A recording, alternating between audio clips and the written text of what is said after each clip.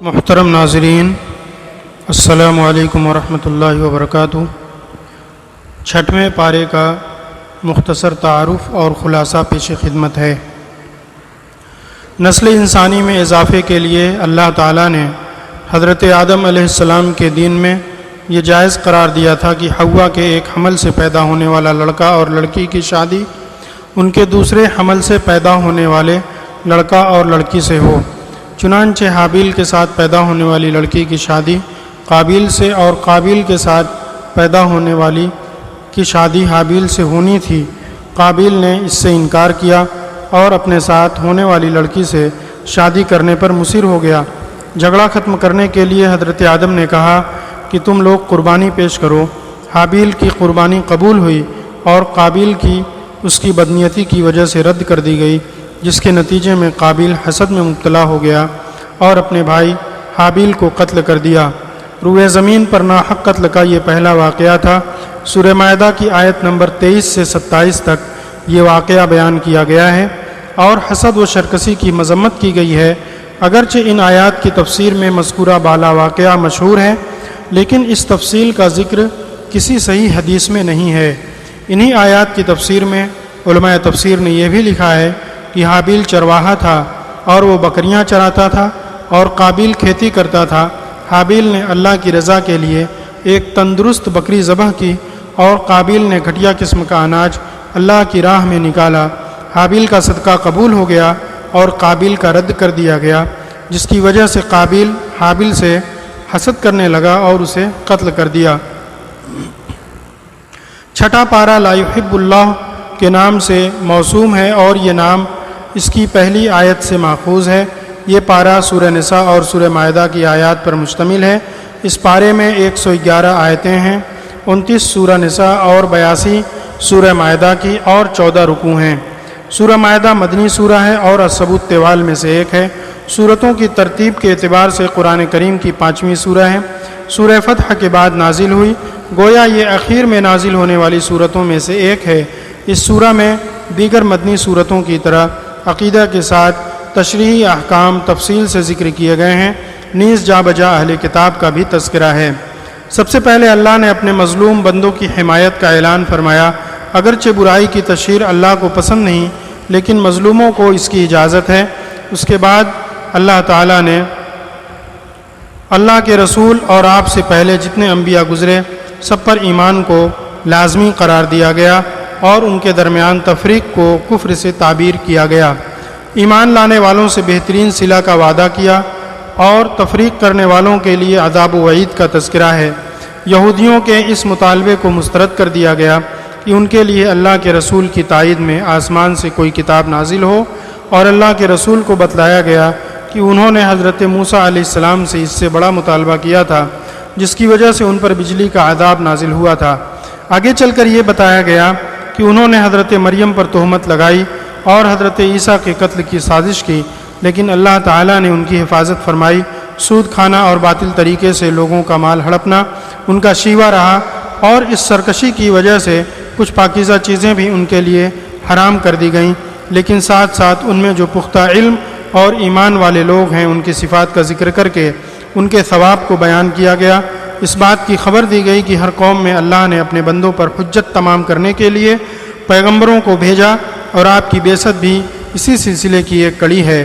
آپ پر وحی نازل ہوئی جو نوح، ابراہیم، اسماعیل، اسحاق، یعقوب اور ان کی اولاد عیسیٰ، ایوب، یونس، ہارون، سلیمان، داؤد اور کلیم اللہ موسیٰ علیہم السلام و تسلیم پر نازل ہوئی، اور آپ کو اس بات سے تسلی دی گئی کہ اللہ اور اس کے فرشتے اس وحی پر گواہ ہیں، اور تنہا اللہ کی گواہی آپ کے لیے کافی ہے۔ نصارہ کو دین میں غلو کرنے اور عقیدہ تثلیث یعنی معبود تین ہیں، اللہ، مریم اور عیسیٰ، اس سے ان کو منع کیا گیا اور کہا گیا کہ حضرت عیسیٰ اللہ کے بندے اور اس کے رسول تھے جن کو اللہ نے معجزانہ طریقے سے پیدا فرمایا تھا۔ سورہ نساء کی آخری آیت میں کلالہ یعنی جس کے ماں باپ اور اولاد نہ ہو اس کی وراثت کی تقسیم کے احکام بیان کیے گئے ہیں۔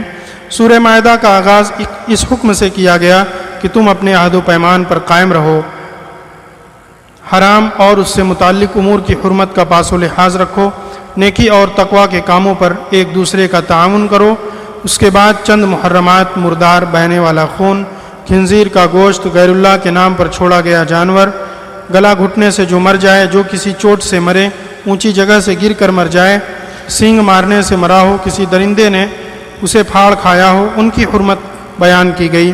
لیکن اگر ان جانوروں کو یعنی جس کا گلا گھوٹا گیا ہو اور اس کے بعد جن کا ذکر ہے زندہ پایا جائے اور شرعی طریقے سے ذبح کیا جائے تو ان کا کھانا حلال ہے۔ اسی طرح محرمات میں آستانوں پر ذبح کیے گئے جانور اور فال اور قرع کے ذریعے قسمت معلوم کرنا بھی ہے۔ اس کے بعد اضطراری صورت کا بیان ہے کہ اگر کوئی بھوک سے اس قدر تنگ آ جائے کہ جان بچانے کی خاطر ان محرمات میں سے کسی کو کھانا پڑ جائے اور اس کا ارادہ اللہ کے حکم کی مخالفت اور گناہ نہ ہو تو اس کے لیے اس مخصوص صورت میں ان کا استعمال جائز ہے۔ اس آیت کریمہ میں اللہ نے امت مسلمہ پر اپنی عظیم الشان نعمت و احسان کا تذکرہ فرما دیا کہ اللہ نے انہیں ایک مکمل دین عطا کیا ہے، اب انہیں نہ کسی دوسرے دین کی ضرورت ہے اور نہ کسی دوسرے نبی کی۔ طہارت، وضو اور تیمم کے احکام بتلائے گئے اور یہ حکم دیا گیا کہ اللہ نے تمہارے لیے دین میں جو آسانی رکھی اس پر خاص طور سے اس کا شکر بجا لاؤ۔ عدل و انصاف سے کام لینے کا حکم دیا گیا اور یہ بھی تعلیم دی گئی کہ اگر کوئی دشمن بھی ہو تو اس کے ساتھ بھی بے انصافی نہ کرو۔ اہل کتاب کی بعض کارستانیوں کو ذکر کرنے کے بعد انہیں ایمان کی دعوت دی گئی۔ حابیل اور قابیل کا قصہ بیان کیا گیا، پھر بہت واضح الفاظ میں دہشت گردی کی مذمت کی گئی اور ایک ناحق شخص کا قتل پوری انسانیت کا قتل قرار دیا گیا۔ ایسے فسادیوں کی دنیا و آخرت میں بدترین سزا بتلائی گئی۔ اسلام دشمن یہود و نصارہ سے قربت رکھنے سے منع کر دیا گیا۔ ان کے پیغمبروں داؤد و عیسیٰ علیہم السلام کی زبانی ان پر لعنت کا تذکرہ آیا اور اس کی وجہ ان کی سرکشی اور برائیوں سے نہ روکنا بتلایا گیا۔ پارے کا اختتام پر یہود، مشرکین اور نصارہ کا رویہ مسلمانوں کے ساتھ کیسا ہے اس کو بیان کیا گیا اور اس سلسلے میں نصارہ کی تعریف کی گئی۔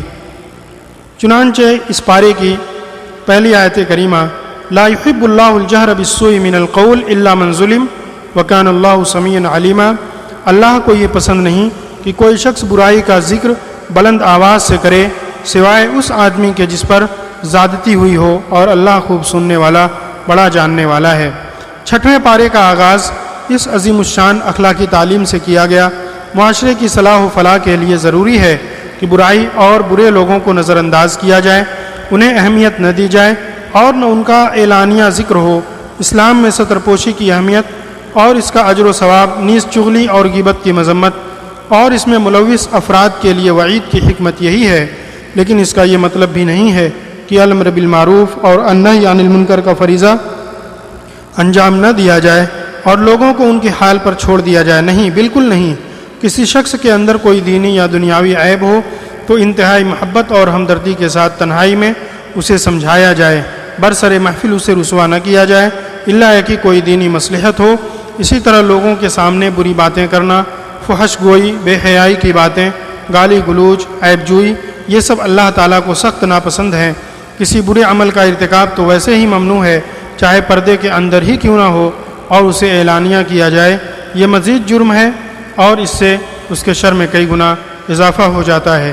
آیت کریمہ میں ان تمام قسم کی برائیوں سے منع کیا گیا ہے تاکہ معاشرے میں خیر کا بول بالا ہو اور شر منہ چھپاتا پھرے، لیکن اگر کسی کو ظلم و ستم کا نشانہ بنایا گیا تو اسے اجازت دے دی گئی کہ وہ حاکم کے پاس جا کر اپنی مظلومیت بیان کرے اور لوگوں کو بھی صحیح صورتحال بتلائے تاکہ عدل و انصاف کا تقاضا پورا ہو اور ظلم کو روکا جا سکے۔ ایک شخص اللہ کے رسول صلی اللہ علیہ وسلم کی خدمت میں حاضر ہوا، میرا پڑوسی مجھے ستاتا ہے۔ آپ نے فرمایا تم اپنا سامان نکال کر راستے میں رکھ دو۔ اس نے ایسا ہی کیا۔ اب ہر گزرنے والا شخص رک کر اس سے خیریت پوچھتا اور اس کے پڑوسی کو برا بھلا کہتا۔ جب پڑوسی کو اس کا علم ہوا تو آ کر اس سے معافی مانگی اور آئندہ ایسا نہ کرنے کا وعدہ کیا۔ آیت کریمہ کی تفسیر میں مفسرین نے مندرجہ ذیل صورتوں کا بھی ذکر کیا ہے۔ ایک شخص وسعت رکھنے کے باوجود دوسرے کا حق روک کر رکھتا ہے تو اب اس کی عزت و آبرو کی پرواہ نہیں کی جائے گی اور وہ لعنت و ملامت کا مستحق ہوگا۔ حدیث نبوی ہے کہ کسی کو گالی گلوچ کرنے والے دو شخص جو کچھ کہیں اس کا گناہ پہل کرنے والے پر ہے، بشرط یہ کہ مظلوم زیادتی نہ کرے۔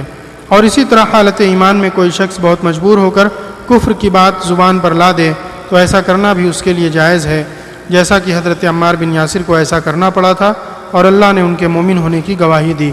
گزشتہ آیات میں منافقین کے عیوب کو کھول کھول کر بیان کیا گیا اس لیے اس آیت کریمہ میں گویا اس کی وجہ بیان کر دی گئی کہ ایسا ان کے نفاق اور ظلم کی وجہ سے کیا گیا۔ اس پارے کی ایک دوسری آیت کریمہ ان تبدوا خیرا او تخفوه او تعفوا عن سوء فإن اللہ کان عفوا قدیرا، اگر تم کسی نیکی کو اعلانیہ کرو یا پوشیدہ یا کسی برائی کو درگزر کرو تو بے شک اللہ تعالیٰ بڑا معاف کرنے والا اور بڑی قدرت والا ہے۔ گزشتہ آیت کریمہ میں مظلوم کو اجازت دی گئی کہ وہ اپنی مظلومیت بیان کر سکتا ہے اور بدلہ بھی لے سکتا ہے۔ اب اس کے بعد اس سے بہتر عمل کی رہنمائی کی گئی کہ اگرچہ تم ستائے گئے، تمہارے ساتھ زیادتی کی گئی، صبر سے کام لے لو اور عفو درگزر کو اختیار کر لو تو یہ تمہارے حق میں بہت بہتر ہوگا۔ دیکھو تمہارا رب انتقام لینے پر قادر ہے، لیکن اس کے باوجود معاف کر دیتا ہے۔ اگر تم بھی معاف کر دو گے تو اللہ تم کو معاف کر دے گا، اپنے نزدیک اور اپنے بندوں کے درمیان تمہاری قدر و منزلت کو بڑھا دے گا۔ اللہ کے رسول صلی اللہ علیہ وسلم نے فرمایا کہ صدقہ کرنے سے مال کم نہیں ہوتا، اور جو دوسروں کو معاف کرتا ہے اللہ اس کی عزت کو بڑھاتا ہے، جو اللہ کے لیے تواضع اختیار کرتا ہے اللہ اسے سربلند کرتا ہے۔ ان اخلاقی تعلیمات پر غور کیجئے جس کی بنیاد پر مدینہ منورہ میں اللہ کے رسول صلی اللہ علیہ وسلم کے زیر نگرانی صحابہ کرام کی مقدس جماعت پروان چل رہی تھی، اور ایسا پاکیزہ معاشرہ اس آسمان دنیا کے نیچے وجود میں آ رہا تھا جس میں دو فریق ایک ساتھ حاضر ہو کر فریق مخالف کے بجائے خود کو قصوروار بتلاتا تھا۔ گویا اسلامی اخوت کے تقاضے شخصی معاملات پر غالب تھے اور بشری چوک اجلے دلوں کو میلا نہیں کرتی تھی۔ چنانچہ خلاصہ کے طور پر یہ کہ اس چھٹے پارے میں دو حصے ہیں۔ نمبر 1 سورہ نساء کا بقیہ حصہ، نمبر 2 سورہ مائدہ کا ابتدائی حصہ۔ پہلا حصہ یعنی سورہ نساء کے بقیہ حصے میں 3 باتیں ہیں۔ نمبر 1 یہود کی مذمت، نمبر 2 نصارہ کی مذمت، نمبر 3 میراث کا بیان۔ نمبر 1 یہود کی مذمت، انہوں نے حضرت عیسیٰ علیہ السلام کو قتل کرنے کی کوشش کی مگر اللہ تعالیٰ نے حضرت عیسیٰ علیہ السلام کی حفاظت فرمائی۔ نمبر 2 نصارہ کی مذمت، یہ لوگ حضرت عیسیٰ علیہ السلام کے بارے میں غلو کا شکار کر عقیدہ تثلیث کے حامل ہو گئے۔ نمبر 3 میراث، عینی اور اللاتی بہنوں کے حصے میں مذکور ہوئے کہ ایک بیٹی کو نصف، ایک سے زیادہ کو 2 ثلث، اور اگر بھائی بھی ہوں تو لڑکے کو لڑکی سے دوگنا ملے گا۔ دوسرا حصہ سورہ مائدہ کا جو ابتدائی حصہ اس پارے میں ہے اس میں 5 باتیں ہیں۔ نمبر 1 اوفو بالعقود، یعنی ہر جائز عہد اور عقد جو تمہارے اور رب کے درمیان ہو یا تمہارے اور انسانوں کے درمیان ہو اسے پورا کرو۔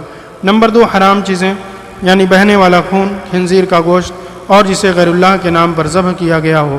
نمبر 3 طہارت، وضو، تیمم اور غسل کے مسائل۔ نمبر 4 حابیل اور قابیل کا قصہ، قابیل نے حابیل کو قتل کر دیا تھا، قتل اور چوری کے احکامات۔ نمبر 5 یہود و نصارہ کی مذمت، یہ لوگ خود کو اللہ تعالیٰ کا بیٹا کہتے ہیں حالانکہ ان پر اللہ تعالیٰ کا عذاب بھی آتا ہے۔ نبی علیہ السلام کو ان کی طرف سے جو سرکشیاں ہوئی تھیں ان پر تسلی دی گئی، نیز مسلمانوں کو ان سے دوستی کرنے سے منع کیا گیا، اور حضرت داؤد اور عیسیٰ علیہ السلام کی زبانی ان پر لعنت خداوندی بھیجی گئی۔ پھر آخر میں یہ بتایا گیا کہ یہ تمہارے خطرناک دشمن ہیں۔ آخر میں آپ سے گزارش ہے کہ اس طرح کی مزید ویڈیو کے لیے ہمارے چینل کو لائک کریں، شیئر کریں اور سبسکرائب کریں۔